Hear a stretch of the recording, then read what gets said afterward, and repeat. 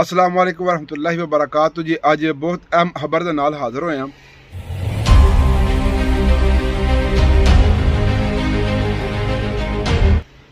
Union council मंगोवाल garbi जनाब secretary Fayaz साहब की तरफों एक पोस्ट जो सोशल मीडिया पर अपलोड की गई है, जिद अफगानियों के हवाले नाल जनाब वाज़ह नोटिफिकेशन जारी किया गया गौरमेंट हुकूमत वक्त की तरफों कि जितने भी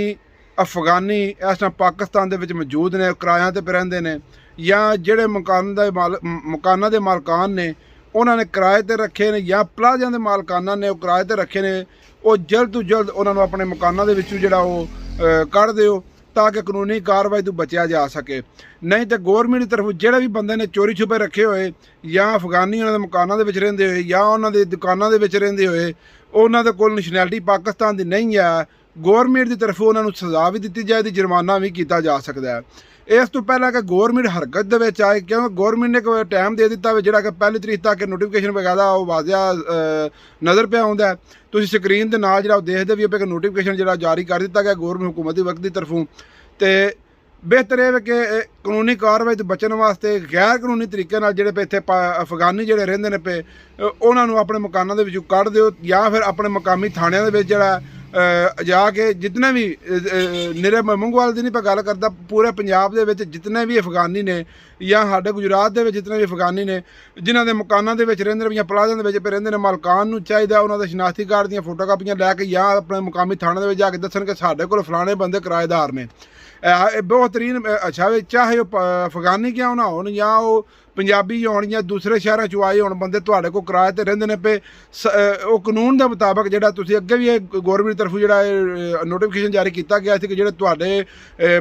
मालकान ने मकाना दे उन्हां वास्ते नोटिफिकेशन एक जारी किया गया सी, जिहदे विच वाज़ह दस्सिया गया सी कि जिहड़े भी बंदे दे कोल किराएदार कोई दूसरे शहर दा रहिंदा या उन्हें अपने मकाना नूं जिहड़ा वो किराए ते चढ़ाया जावे, प्लाजा नूं किराए ते चढ़ाया जावे, वो इत्थे दे नहीं है। सारा बायोडेटा जोड़ा अपने करीबी जोड़ा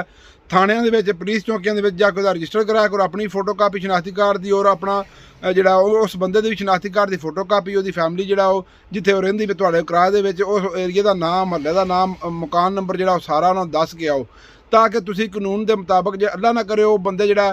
गैर कानूनी हरकतां करते हैं जिहदे समझ लो क्राइम के शामिल होंदे ने या कोई वारदातां शामिल होंदे ने या कोई मनशियात फरोशी करते हैं या कोई होर ऐसा मामलात होंदे ने उन्होंने उहदे विच तुसीं बच सकते हो कि तुसां अपना सारा वो डाटा जोड़ा अपना थाने दे विच मुहैया कीता सी, लेकिन उन्हां कोल नहीं कीते आ। ये बड़ी अपडेट जनाब तुहानूं सारिआं नूं इस वास्ते दस्सण वास्ते हाज़र होया वां कि ये साडे मंगोवाल दे विच जनाब फयाज सैकटरी साहब ने यूनियन कौंसल उन्होंने मैं अगे पोस्ट देखी सोशल मीडिया तुसीं नाल पर देखदे हो कि उन्होंने एक पोस्ट अपलोड की है जिहदे विच बकायदा गौरमेंट की तरफों जो नोटिफिकेशन जारी कर दिता गया है। इस तो पहला कि गौरमेंट जो तुहाडे खिलाफ एक्शन ले तुसीं पहलां अपने मकानों के विचों जितने भी किराएदार आए ने अफगानी उन्होंने फौरी जो बेदखल करो, घरां दे विचों कढ़ दिओ। तां इस दे नाल मैं नैक्सट वीडियो में न्यू अपडेट के नाल दोबारा हाज़र होवांगा जनाब तुहाडा मेज़बान वाजिद अजीज़ बट। अस्सलाम वालेकुम वरहमतुल्लाहि वबरकातुहू।